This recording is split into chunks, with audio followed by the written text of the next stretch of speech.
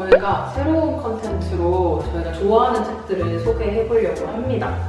한 명씩 돌아가면서 3개의 책을 소개할 건데요. 그래서 토탈 6개의 책을 오늘 추천해 보도록 하겠습니다. 첫 번째 책은 굉장히 짧은 책인데 가해자들이라는 제목이고 작가는 정소현 작가입니다. 이제 층간소음에 대한 주제인 거예요. 그래서 저도 이거를 그 알쓸번잡이라는 프로에서 책이 간단하게 소개가 된 적이 있었는데 좀 재밌을 것 같다고 생각해서 읽었던 책입니다. 간략하게 먼저 줄거리에 대해서 좀 얘기를 하자면 이제 그냥 아파트에 사는 주민들이 다 이제 주인공인 거예요. 그래서 서로가 층간소음 때문에 조금 스트레스를 받고 있는 상황인 거죠. 근데 그 중에서도 유독 한 호수에 사는 여자가 있는데 지금 정확하게는 기억이 잘 안 나지만 굉장히 예민해져 있는 상황이었어요. 근데 그 상황에서 계속해서 이제 윗집에서 소음이 들리는 거죠. 근데 그게 약간 일부러 그렇게 소음을 내는 거라고 생각될 정도로 이제 크게 들리기 시작한 거예요. 그게 실제로 그 정도로 큰 게 아닌데도 불구하고. 그래서 처음에는 이제 정상적인 그런 범주 내에서 막 위에 가서 좀 항의를 해보기도 하고 뭐 이제 쪽지를 써서 붙인다? 그렇게 하기도 하고 막 경비원한테도 이제 얘기를 하고 이렇게 하는데 다른 사람들은 좀 이 사람을 이해해주지 못하는데 이 사람 자체는 점점 이제 미쳐가지고 그래서 보복으로 층간소음을 내기 시작해요. 벽에 예를 들어서 길이 대고 있는 거야. 그러다가 이제 물 흐르는 소리가 들려요. 그럼 그건 그냥 생활소음이잖아. 샤워를 하거나 그럼 이제 그것도 자기한테 일부러 그런 거라고 생각을 해서 뭐 이런 도구, 집에 있는 도구 같은 거 이어 붙여가지고 위를 막 미친 듯이 치는 거지. 그래서 결국에는 이사를 가게 만들어요. 그래서 그런 식으로 막 정상 범주를 벗어난 그런 행동들을 막 하다가 본인은 스스로를 피해자라고 생각하는데 사실은 이제 가해자로서 이제 행동을 하게 되는 거죠. 그래서 결국에는 소설 말미에 가면은 이 여자도 뭔가 처벌을 받았던가 결국에는 이제 그 아파트를 떠나게 되거든요. 이제 그 아파트에 있는 또 다른 호수에 사는 주민이 갑자기 또 소음에 민감하게 반응을 하는 것 같은 그런 뉘앙스를 풍기면서 이제 소설이 끝나요. 근데 이게 굉장히 읽다 보면 이제 엄청 이렇게 술술술 읽히긴 하는데 너무 이제 그 여자의 정신의 흐름을 따라가게 되니까 약간 같이 그 스트레스를 받고 같이 약간 피곤해지는 느낌이 있거든요. 그래서 그런 거를 만약에 안 좋아한다 하면 별로 안 좋아할 소설이고 막 그렇게 흡입력 있게 이렇게 빨려 들어가는 소설이 좋다 하면 또 좋을 수 있는데 사실 엔딩도 좀 불쾌하게 끝나는 찝찝하게 끝나는 그런 엔딩이기 때문에 그거에 따라서 호불호가 갈릴 수 있을 것 같기는 해요. 근데 어진이는 1인칭 관점에서 쓰는 책을 굉장히 좋아하는 거지. 아 맞아. 저는 그 화자나 시점을 좀 중요하게 생각하는 거 같아요. 한 8년? 5년 전에 읽었던 책들로 인상 깊었던 책들로 준비를 해왔었는데 첫 번째 책은 제가 한동안 이 책을 굉장히 사랑했습니다. 왜냐면 이 책을 읽고 나서 이 책에 파생돼서 읽은 책들이 굉장히 많거든요. 그래서 첫 번째 책은 벨 훅스의 All About Love라는 책이에요. 사랑은 어떻게 사랑에 갑자기 취하거나 사랑에 담가지거나 어떻게 보면 사랑이 갑자기 오는 게 아니라 스스로 해내는 거다라는 취지의 글입니다. 그래서 어떻게 사랑을 하는 것인지, 사랑을 어떻게 해야 되는 것인지, 그래서 개인적인 관점에서도, 그리고 공동체적인 관점에서도, 그리고 더 나아가서 인류애적인 관점에서도 이 사랑에 대해서 좀 나누고 있습니다. 그래서 제가 이 책을 굉장히 좋아했던 이유는 이 사랑이라는 것이 어떻게 할 수 있는지뿐 아니라 사랑이라는 것이 무엇을 만들어갈 수 있는지까지 설명을 해주는 책이거든요. 굉장히 세부적으로. 여기서 나왔던 이제 사랑을 명사로 이제 설명하기 굉장히 어렵지만 명사로 설명한 부분이 있어요. 근데 이걸로 인해서 이 책이 뭘 말하고자 하는지가 다 나와 있거든요. 어떻게 사랑을 정의하자면요, 자기 자신과 다른 사람의 영적인 성장을 위해 자신의 자아를 확장하고자 하는 의지라고 얘기를 합니다. 그래서 사랑이라는 개념은 단순히 뜨겁고 에로스적이고 뭐 플라토닉적이고 이런 거를 넘어가서 나의 스스로의 자아를, 스스로의 우주를 확장시키는 과정이다라고 사랑을 설명하고 있습니다. 이게 벨 훅스의 책이었습니다.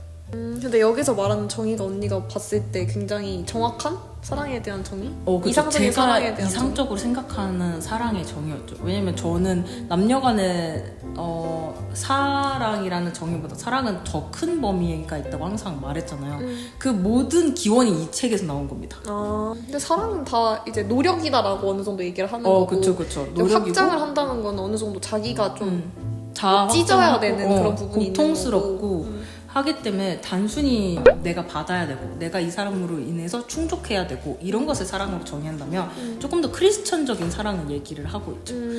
언니랑 저랑 뽑아온 책이 결이 많이 달라가지고 왜냐면 최소한 다시 취향의 차이를 좀 느끼고 있는데 네, 맞아요. 저는 이제 주로 소설집들을 좋아해가지고 두 번째 책도 사실 소설집이고 또 이제 살인자에 대한 책이거든요. 이제 사랑에 대해서 얘기하다가 살인자 위대한 사이코패스 살인자 책에 대해서 말하려고 하니까 너무 이제 분위기가 전환돼가지고 웃긴데 아무튼 이제 두 번째 책에 대해서 얘기를 하자면 종의 기원이라는 제목이고 정유정 작가가 쓴 책이에요. 그래서 이거는 첫 번째 책보다 훨씬 더 유명하기도 해서 많이 읽어본 분들이 있을 것 같은데 제가 좀 그 시점이 특이하거나 아니면 화자가 특이한 설정일 때 그 책을 좀 좋아하는 것 같아요. 그래서 이 책 자체도 제가 흥미롭다고 느낀 이유는 이제 사이코패스라는 그 살인범의 시점에서 모든 이제 사건들이 전개가 되어져 가는 거죠. 소설이니까 이제 줄거리에 대해서 좀 얘기를 하자면 이제 주인공 남자가 있는데 이제 어렸을 때부터 정신과 의사인 이모한테 테스트를 우연히 받았는데 이제 완전 사이코패스 기질 성향으로 나온 거예요. 선천적으로. 그래서 그거를 이 엄마한테 경고를 해서 이제 치료를 받아야 된다. 사회에 이제 정상적으로 어울리려면 이라고 조언을 해줬는데 사실 이제 엄마 입장에서 받아들이기가 쉽지 않으니까 그거를 무시를 한 거죠. 그 뒤로 이제 유년기를 지나요. 근데 유년기를 지나다가 어떤 시점에서 자기의 친형제를 살해를 하게 됩니다. 이제 엄마가 그거를 또 목격을 하게 되고 그때 이제 다시 이모한테 들었던 그 조언이 생각이 나면서 얘를 관리를 해야겠구나 라고 생각을 해서 이제 그때부터 완전 센 약으로 정신과 약으로 얘가 사고를 제대로 못하게 이제 눌러버리는 그런 상태로 한 20살 중반까지를 온 거예요. 근데 그런 정신과 약이 부작용이 있다 보니까 그 약을 먹으면 뭔가 몽롱해지고 무기력해지고 이런 식으로 이제 그런 충동적인 기질이나 공격적인 기질을 누르는 거죠. 근데 얘가 이제 머리가 다 크니까 먹기가 싫은 거야, 이 약이. 그래서 한 번씩 그 약을 걸러. 근데 그 약을 걸으면 갑자기 이게 한꺼번에 그 충동 기질이 나오면서 문제가 발생을 하는 거죠. 그래서 갑자기 막 뭔가 광경병 걸린 그런 사람처럼 막 밖에 나가서 막 뛰어다닌다든지 그냥 길 가는 여자를 막 쫓아가. 그 막 엄청 흥분한 상태로. 그러다가 이제 그 여자를 죽이는 거야. 근데 엄마가 얘가 나간 걸 알았던 거지. 그래서 그 뒤를 밟다가 죽이는 그 광경을 목격을 한 거죠. 그래서 그 광경을 보고 엄마가 충격을 받아서 얘를 사회에서 나랑 같이 얘가 없어져야겠다 생각을 해서 죽이려고 해요. 죽이고 자기도 죽으려고. 근데 이제 이미 이런 수가 빤히 읽힌 거지, 얘한테는. 그래서 엄마가 얘를 죽이려고 공격을 하는 순간 얘가 엄마를 죽입니다. 근데 이제 그런 걸 표현하는 것 중에서 이 주인공의 성향이 가장 잘 드러나는 부분이 이제 엄마가 죽었다. 내가 살려면 어떻게 해야 될까? 약간 이런 느낌인 거예요. 완전 감정이 없이 드라이해요. 근데 이제 그런 상황에서 이제 뭐 이모가 이제 갑자기 그 엄마가 연락이 안 되니까 집으로 찾아와. 근데 그 상황을 목격을 해.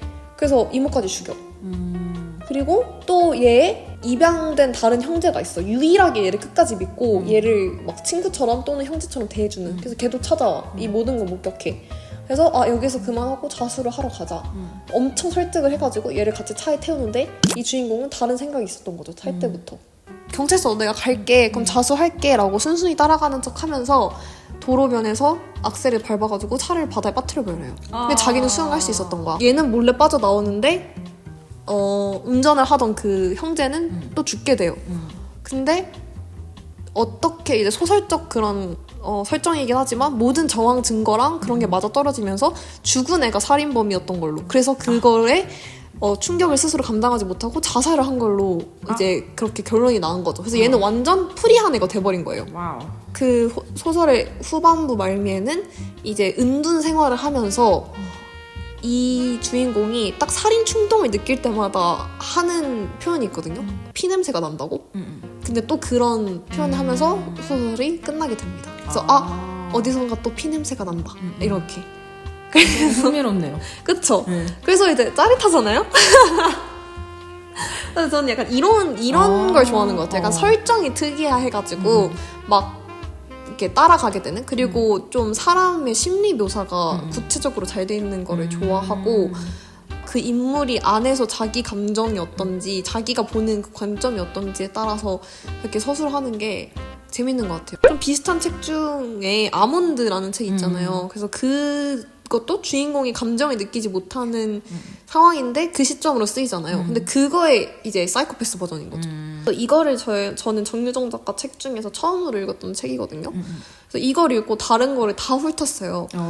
뭐 7년의 밤 그리고 최근에 나왔던 뭐 완벽한 행복 막 이런 게 있어요. 그래도 종의 기원이 제일 재밌더라고요. 그래서 이거는 스릴러를 좋아하면은 추천을 할 수 있을 만한 책이라고 생각이 듭니다. 근데 제 설명은 좀 재미가 없겠는데요? 왜요? 저는 거의 사회과학 책이어가지고 완전 사회학 책인가요, 다? 네, 거의 다 사회과학 책이어가지고 막 정리를 잘 못하니까 대충 이제 그 틀만 제가 설명을 하니까 어찌됐든 얘기를 해보자면 다음 책은 나인오트 리버의 도덕적 사람과 비도덕적 사회입니다. 근데 너무 결이 달라. 방금까지 하지만 재밌어요, 여러분들. 스릴러 사회가 제 어진이 책 재밌죠? 그거 읽고 제가 말해준 개념만 기억하시면 됩니다. 딱 몇 줄, 3줄도 안 돼요. 제가 이 책에서 말하고자 하는 것은 사람은 도덕적이다. 근데 도덕적이다? 사람은 도덕적이야. 근데 사람들이 모이면 오히려 그 도덕적인 것을 행할 수 있게 하는 것들을 억제시킨다. 단체가. 진짜? 사회가. 흥미로운 관점이네. 네, 그게 도덕적 사람과 비도덕적 사회에서 나오는 얘기들입니다. 그래서 어떤 얘기냐면요. 사람은 오히려 개인이 혼자 있을 때 도움을 더 준다든지 아니면 오히려 단체로 있을 때 그 도덕적인 행위가 발현되기 어렵다는 얘기가 도덕적 인간, 비도덕적 사회입니다. 저희와 생각이 좀 다른 부분이 있잖아요. 저희는 거의 뭐 선악설에 전 가깝게 생각을 하는 사람으로서 오히려 사람은 악한데 사회적 통제로 인해서 선하게 행동을 한다고 생각하는 편이거든요. 저는. 그래서 저와 생각이 굉장히 달랐던 책이어서 굉장히 흥미롭게 읽었습니다. 그럼 이제 저는 마지막 책인데 이제 마지막 책은 신경숙 작가의 엄마를 부탁해라는 책입니다. 4챕터인가 정도로 나눠져 있는데 그 챕터마다 말하는 화자가 다르고 그리고 그 전달 방식이 달라요. 예를 들면은 한 챕터에서는 뭐 너라는 2인칭 시점으로 말을 하고 다른 챕터는 전지적 작가 시점으로 말을 하고 그리고 또 다른 챕터는 이제 그 주인공 시점에서 직접적으로 얘기를 하고 그래서 그런 식으로 화자가 변하면서 다른 관점으로 같은 사건을 보는 게 좀 흥미로웠던 것 같습니다. 그래서 이것도 줄거리를 설명을 하자면 엄마가 이제 실종이 된 거죠. 이제 자식들을 보러 아버지랑 엄마가 같이 서울역에 올라왔는데 아차 하는 사이에 아빠 손에 놓치고 엄마가 혼자 그 역에 덩그러니 남겨져 버린 거예요. 근데 그 상황 속에서 엄마가 정신적으로 온전한 상태가 아니었던 거죠. 두통에 계속 시달리고 있었고 이제 글도 못 읽는 상황이었고 원래부터 이제 배우질 못하셔서 그래서 그 상황에서 이제 자식들이 이 잃어버린 엄마를 막 이제 찾으러 다니는 거에서부터 소설이 시작을 해요. 그래서 첫 번째 챕터는 딸의 시점에서 쓰여지는데 딸이 엄마를 잃어버리고 난 이후에 다시 엄마를 이제 생각하는 거죠. 엄마랑 있었던 일들 그리고 자기가 좀 엄마한테 무심하게 대했던 그런 부분들 뭐 후회하는 듯한 그런 내용이 담겨져 있고 이제 두 번째 챕터는 아들의 입장에서 아무래도 소설 배경이 좀 예전이거든요. 그래서 남아선호 사상이 있었나 봐요. 그래서 아들한테 더 전폭적인 지지를 해줬었는데 그런 지지를 받고 자랐음에도 불구하고 또 막상 독립을 하고 나서 어머니를 그 정도로 챙기지 못하고 그 사랑에 부응하지 못했던 뭔가 자기 자신. 그래서 그런 걸 후회하는 대목 중에서 서울역에 이제 부모님 오신다고 했을 때 자기는 이제 그 전날 밤에 숙취가 너무 강해서 그 사우나에 가 있었던 거지. 알아서 잘 찾아오시겠거니 이제 뭐 한두 번 오신 건 아니니까 할 수 있다고 하셨으니까 라고 하면서 근데 그게 좀 자기 무심함을 어느 정도 보여주는 그런 걸로 이제 자책을 하는 모습이 보이고 그리고 세 번째는 그 남편의 시점이에요. 근데 그 남편이 되게 전형적인 가부장적인 그런 남편이었던 거죠. 남편이 이제 아빠였던 거죠. 그 아내한테도 되게 무뚝뚝하게 말하고 했는데 이제 나이가 다 들고서 보니까 그런 게 또 후회가 되는 거지. 그래서 다 후회로 이제 점철이 돼 있어요.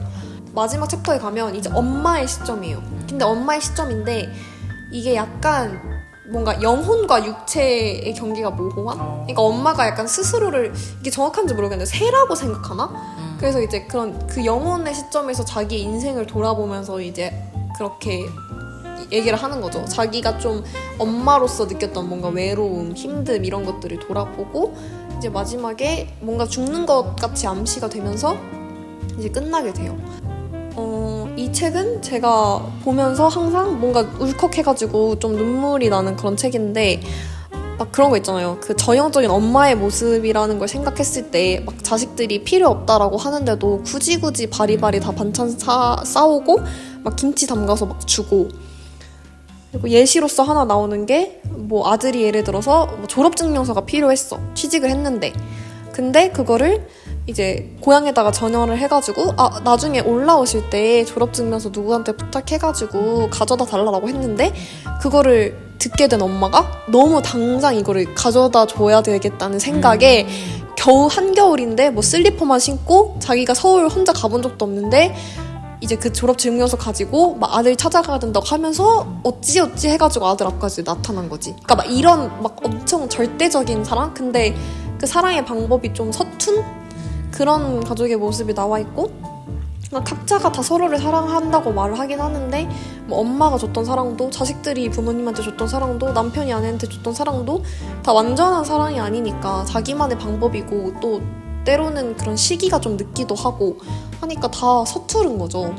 그래서 그걸 이제 뒤늦게 또 후회를 하는 거죠. 그래서 그런 게 좀 가장 많이 우리가 볼 수 있는 인간적인 사랑의 모습이고 많은 가족 안에서 보여지는 그런 모습이라고 생각을 해가지고 이 책은 좀 더 감정적으로 공감이 많이 가는 부분들도 있고 그래서 좀 기억에 많이 남는 책으로서 읽게 되는 것 같아요. 이거는 좀 300쪽이 넘는 장편에 속하는데 이것도 마음을 먹고 읽으면 하루 만에 다 읽을 수 있는 그런 류의 소설인 것 같아서 얘도 추천을 드립니다. 네, 저도 그래서 다음은 소설책으로 해보려고 바꾼 거예요? 네, 했는데 원래 정했던 책이긴 해요. 단편집인데 제가 좋아하는 작가인 최은영 작가의 내게 무해한 사람이라는 책입니다. 이것도 오래전에 읽었던 책이라 어떤 이제 내용인지는 사실 정확하게는 기억이 안 나는데 이 책에서 가장 기억이 났던 거는 책을 읽을수록 이 제목하고 맞다라는 생각을 했어요. 인물들이 쭈루룩 나오는데 근데 그 하나 어떻게 보면 상처 입은 사람도 있고 그리고 어떻게 보면 또 그 아픔으로 인해서 또 헤어진 사람도 있고 오해를 풀지 못하는 사람들도 있는데 근데 그 과정 속에서 상처를 주려고 했던 사람은 없어요. 의도적으로? 의도적으로 주려고 했던 사람은 없어요. 그래서 굉장히 잔잔한데 동시에 슬픈 내용들이 담겨져 있거든요. 아니면 어떻게 오해할 수밖에 없는 사건이나 그런 문제들이 생기는 거죠. 그래서 어쩔 수 없이 이 인물들이 서로를 오해하거나 아니면 헤어질 수밖에 없는 사건들이 일어나는데 그게 슬퍼! 해야 돼! 막 이렇게 작가가 의도하지 않고 되게 잔잔하게 모든 게 흘러가요. 그래서 조금 더 그냥 아파! 이런 게 아니라 미어지는 아픔이라 그러잖아요. 그 작품 속에서 그런 읽고 있는 독자들에게 주는 슬픔은 조금 더 가슴이 미어지는 아픔들을 준다고 생각을 합니다. 거의 중심 인물들이 여성들이기도 하고 10대, 20대들이에요. 그래서 굉장히 감수성이 농축된 상태의 어른의 그런 감정들이 아니라 굉장히 여리고 섬세한 아이들의 그 관점에서 이야기가 전개되거든요. 그래서 무해할 수밖에 없는 거야. 그러니까 뭐라고 상처를 주려고 했던 건 아니야. 근데 상처를 받는 거지 또 그 안에서. 그래서 차별과 혐오에서 의도하지 않았던 그런 시선들을 글로 표현할 수 있구나라는 게 느껴져서 그걸 대단하다고 느꼈어요. 왜냐면 이거를 글로 표현할 수 있다는 것 자체가 표현력이 대단하다라고 느꼈습니다.